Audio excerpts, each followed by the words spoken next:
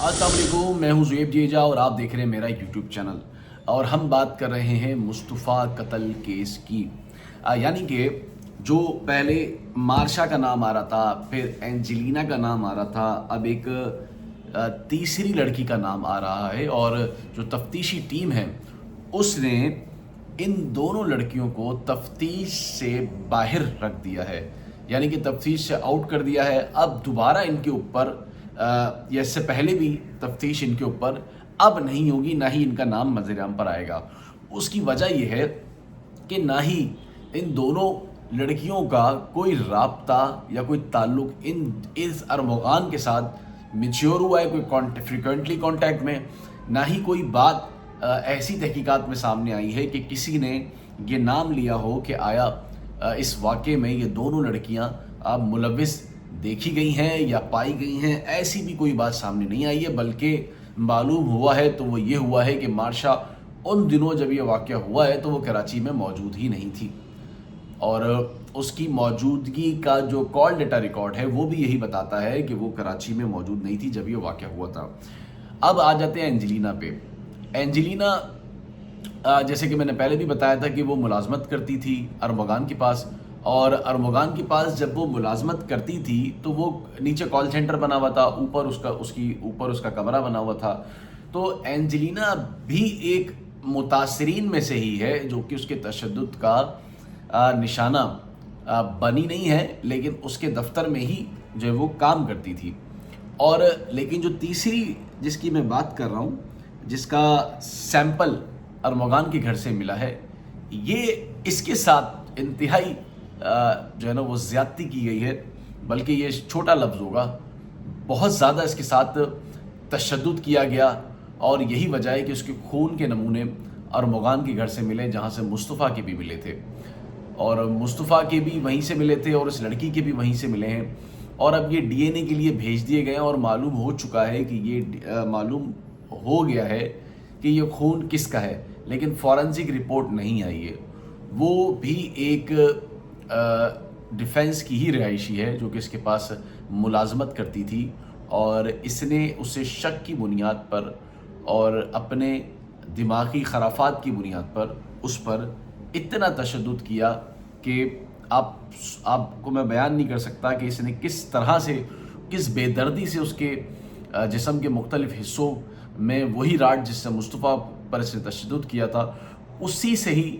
घंटों इसको भी जो है वो उस पर तशद्दुद करता रहा है, और इसको डराता रहा, इसको खौफज़दा करता रहा कि तुमने नहीं बताना, और अगर तुमने बताया तो मैं तुम्हें पुलिस में बंद करा दूंगा। जबकि उसने अपना जो बयान रिकॉर्ड करवाया है वो भी, बयान में भी इसका नाम लेने से वो कासिर दिखाई दी गई। उसने कहीं इसका नाम नहीं लिया, उसने बल्कि अपने पर होने वाले तशद्दुद का जो मामला है वो कुछ और ही बयान किया। उसने बताया कि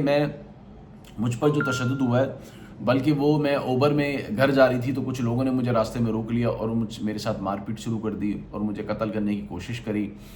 ये उसने अपना बयान दिया है अस्पताल में, जो मैंने पहले भी आपको बताया था, अस्पताल में उसने अपने बयान दिया है, और उसके ऊपर कोई कानूनी कार्रवाई करवाने का उसने इरादा नहीं रखा। ये डिफेंस थाने की पुलिस वहाँ पर पहुँची थी रात गए, और जो एनएमसी के जो डॉक्टर्स हैं, जो टीम है, उन्होंने ही पुलिस को तलब किया था कि इस तरह से तशद्दुद किया है कि वो ये पुलिस केस बनता है। लेकिन बाद में मालूम हुआ कि अरमग़ान ने ये सारा वाक़या को सेटलमेंट कर लिया, और उसने पूरी कोशिश की कि बजाय ये कोई लड़की इसके ख़िलाफ़ बयान दे, इससे कबल इसकी कोशिश ये थी कि ये इसे गिजरी थाने में बंद करा दे, लेकिन ऐसा नहीं हो पाया। चूँकि इसने पुलिस से रब्ता करने की ज़रूर कोशिश की थी, जो ज़राए बताते हैं, लेकिन पुलिस ने इसका साथ नहीं दिया और इस लड़की को किसी केस में बंद नहीं किया। वरना इसकी कोशिश ये थी कि इसी पर ही झूठा इल्ज़ाम लगा के कि इसने मेरे घर से चोरी करने की कोशिश की है, तो लिहाजा मैं इसकी चोरी पकड़ी गई है और इसे बंद कर दो। ये केस बनाने के लिए इसे गिजरी थाने को अप्रोच की थी, लेकिन थाने ने मना कर दिया।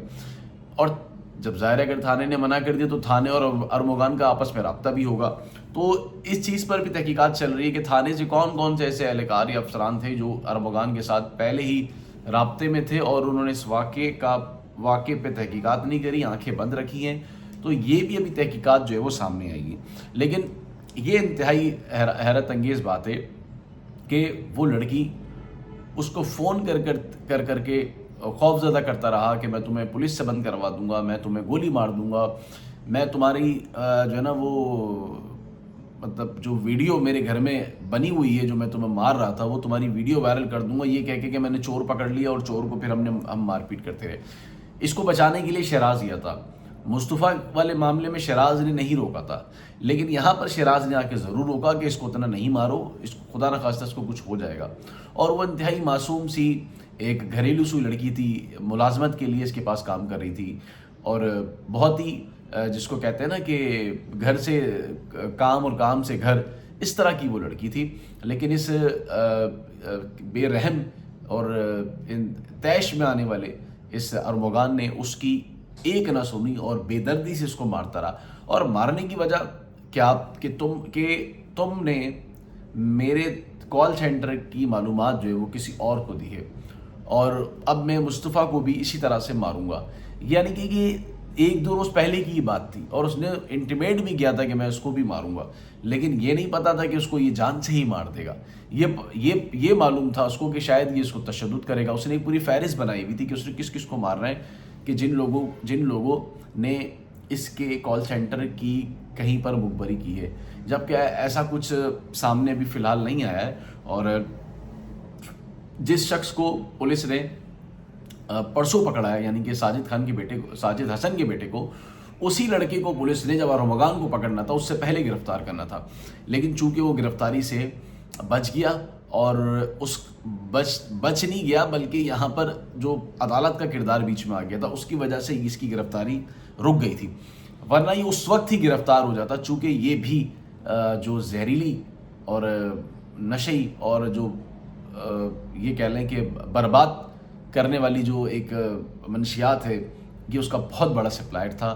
اور یہ اداکاروں کو اور شوبز انڈسٹری میں بھی بہت مشہور مانا جاتا تھا کہ آپ سے فون کریں اور یہ گھر پہ آ کے آپ کو ڈیلیوری کرتا تھا۔ اس کے نیچے بہت سارے لوگ جو ہے وہ کام کرتے تھے۔ اب یہ کیس بھی منظر عام پر آ گیا ہے، اور دیکھیں اس کی تفتیش میں اس کے بعد بھی بہت سارے نام ہیں، وہ ابھی بتانا مناسب نہیں ہے، لیکن یقیناً وقت پر سامنے خود ہی آ جائیں گے۔